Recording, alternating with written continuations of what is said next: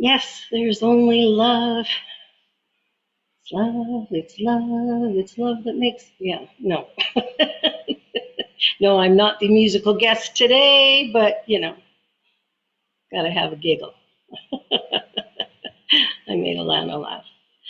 All right, well, today the topic is launch of love. And what that means is it's really about expanding within ourselves and allowing the essence of us to be seen, to be heard, to be felt. And as we do that, we actually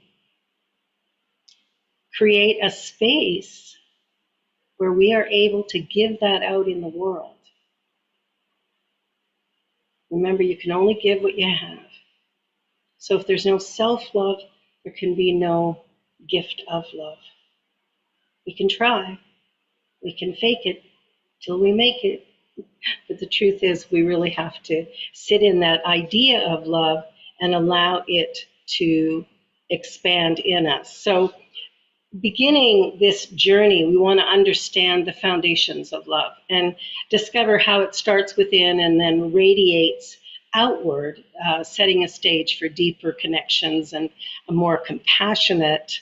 A more compassionate life for ourselves, but also a more compassionate world. So there are four immeasurable minds. Now, this is coming out of the Buddhist tradition. And there is loving kindness, there's compassion, there's joy, and there is equanimity, the desire to accept everything and not to discriminate.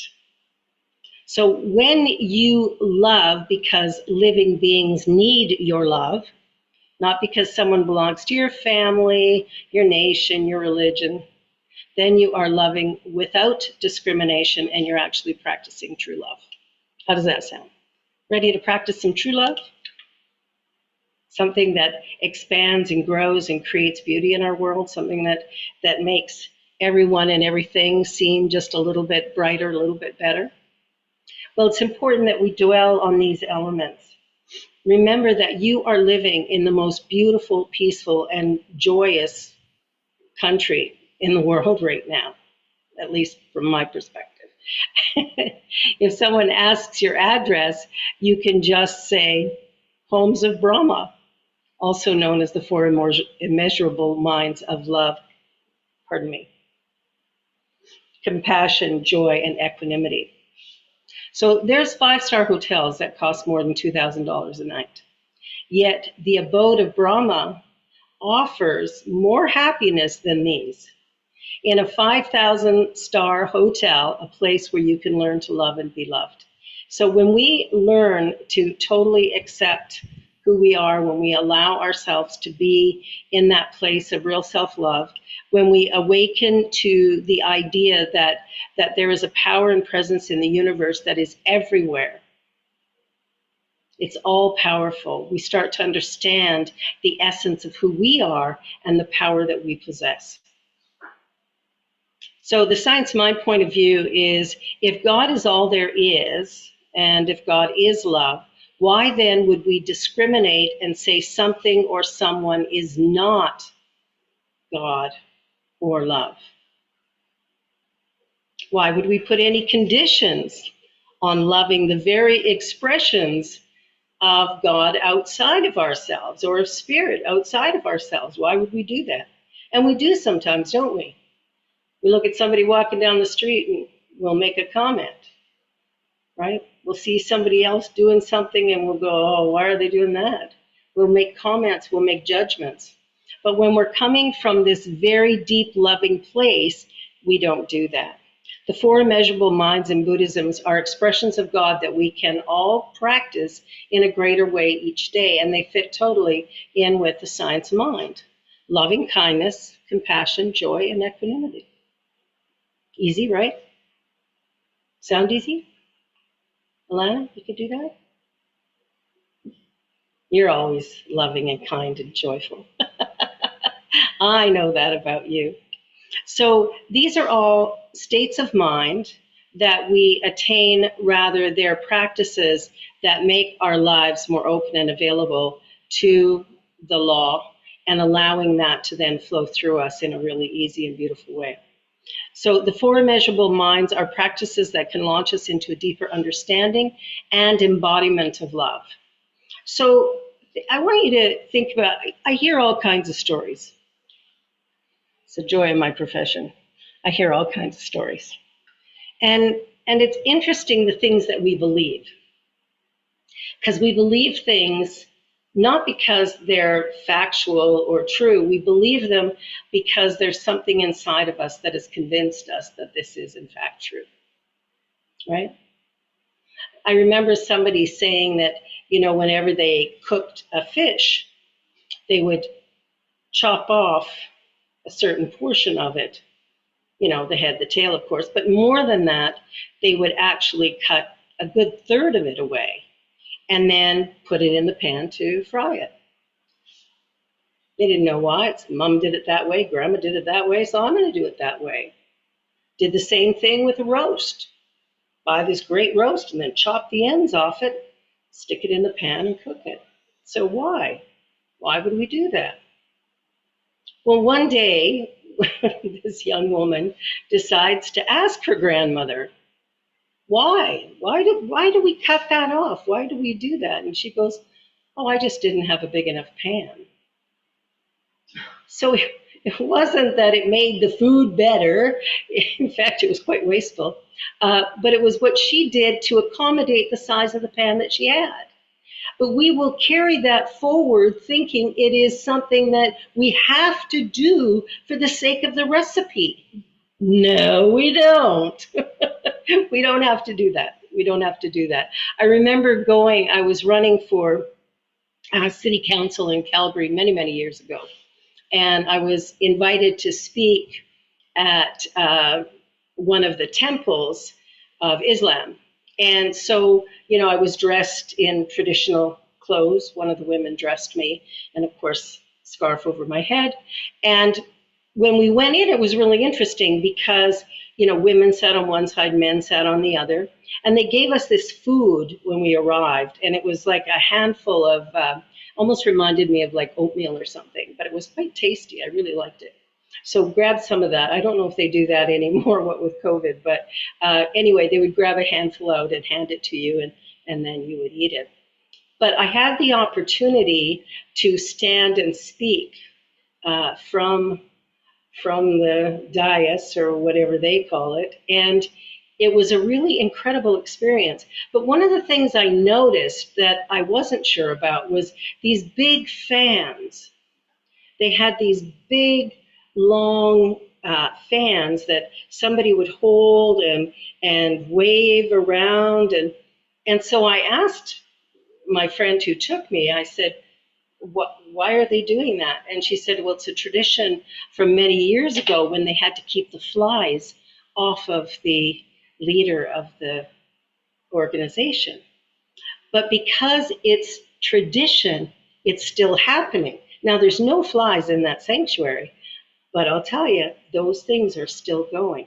So when we look at what we believe about life and what we believe about each other, what we want to do is pause for a moment and just ask the question, is this true?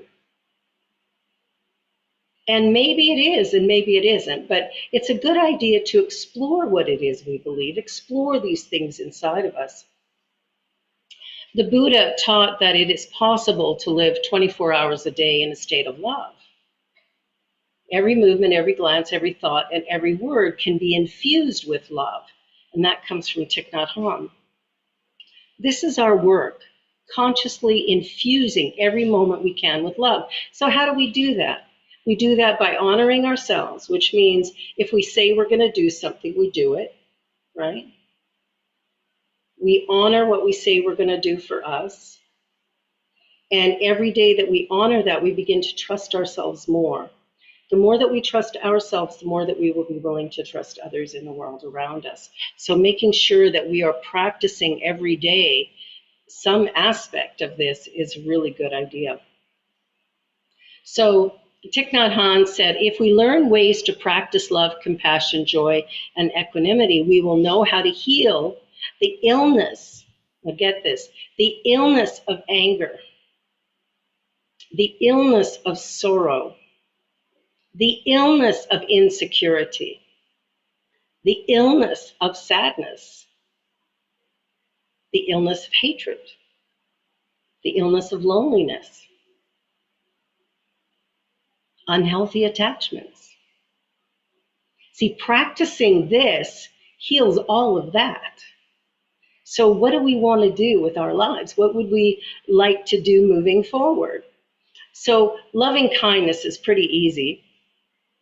And you can repeat this. This is a little phrase, a little Buddhist prayer that I really like. May all beings experience acceptance, trust, sufficiency, and safety.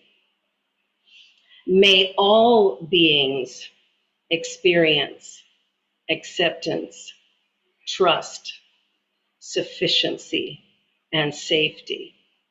All beings. So this includes those people you don't like, the friend that betrayed you, the neighbor that upset you,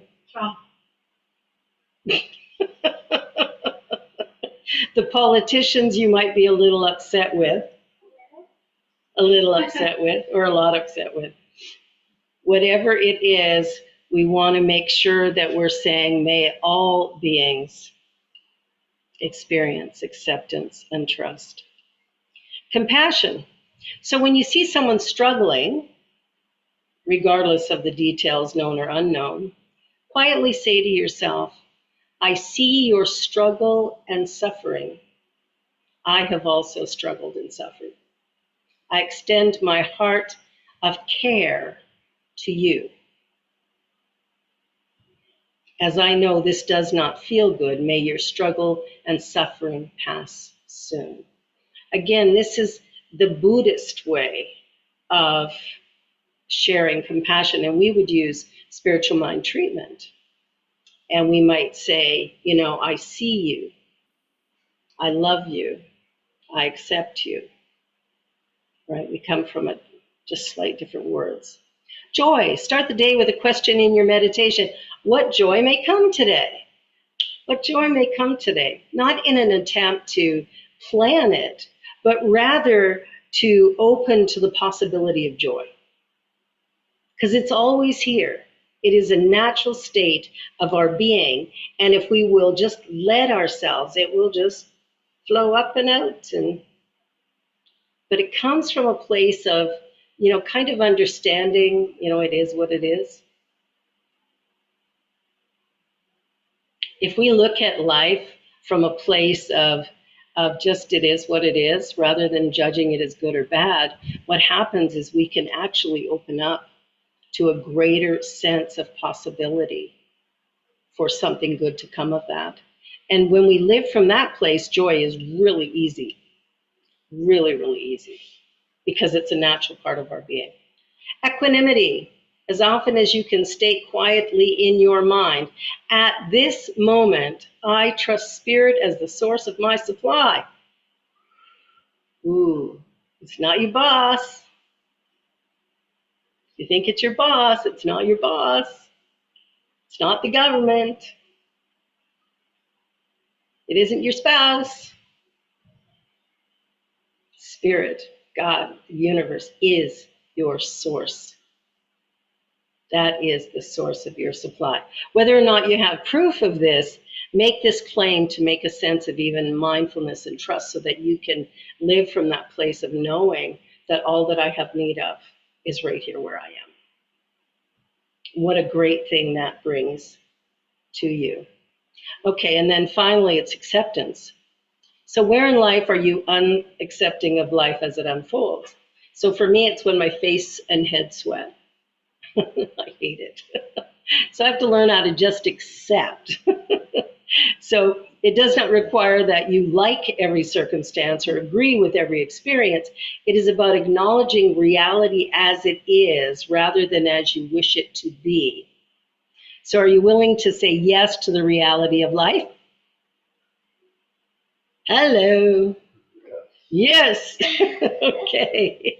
Then yes does not mean resignation. Rather, it opens the door to freedom, a freedom from resistance and judgment and inner turmoil that keeps us separated from love. And in this place of acceptance, we can find spaciousness to move with whatever challenges kind of come our way. So I want to invite you to practice love, not as a comforting phrase, but as a lived reality. So if somebody's sitting beside you crying, what are you going to do? No. What you want to do is sit with them. Do not touch them. Because the minute you touch them, you take them out of what they're feeling, right? But they need to feel, we all need to feel what we're feeling. And we need to be honored in feeling that. So when somebody around us has, kind of broken down and they're crying or whatever, sit with them. Hold space in your heart for them. So that they know that what they're feeling is perfectly okay. Because if we go in and hug them and pat them on the back and say, hey, it's okay, it's okay, what we've said to them is crying is not okay. So I want you to stop, right? Because we're uncomfortable with that. When we see people grieving or in a great state of sorrow, we're uncomfortable with that. But we want to learn how to be with it. And the best way to be with it, the most loving way to be with it, is to accept that this is their current reality. And it's not my place to step in and change it, but it is my place to hold a container of compassion for this individual. So I go to that place of keeping space. So in my heart, I may very well go into one of those phrases. I like the first one. May all beings experience acceptance and trust, sufficiency and safety. May all beings experience love. That's where I want to go with that. And I do that because I really want to live in a world like that. I want to live in a world that is really peaceful and loving and beautiful. So this practice may not always be easy. There might be somebody in front of you yelling at you or something. And maintaining that peacefulness can be a bit of a challenge when someone is doing that. But the reality is their yelling has nothing to do with you. Their yelling is coming from a place in them. So if you can hold in your heart, may all beings feel loved. May all beings know their value. May all beings accept that life is beautiful, right? So we begin to change that. So by reflecting with another, you create mutual support, you create a place of love and acceptance, and you create something that honors the path moving forward. And that is what we're here for today. To practice love, to practice compassion, to practice kindness, equanimity, and to be a model for change in our world. So take a breath. Yes.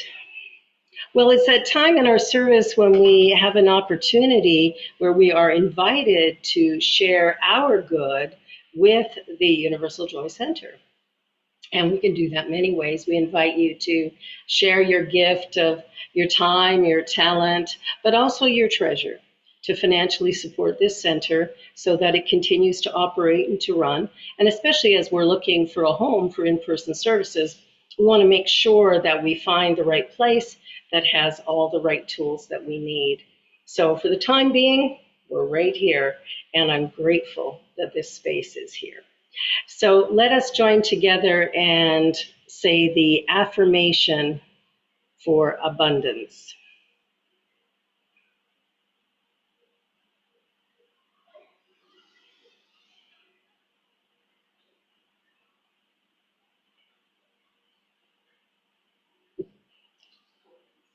I'm trying to see it.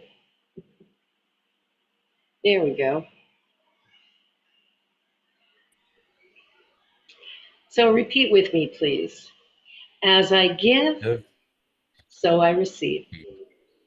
My good now flows to me in a steady, unbroken, ever increasing stream of success, happiness, and abundance. I am blessed. Blessings abound for all life everywhere. I am grateful. So grateful. Well, and there's a number of ways that you can contribute. If you're here in person, of course, you can leave a check, cash, you can use debit or credit cards, that's all there. And if you're not here in person, you can send an e-transfer to admin at ujoyc.ca,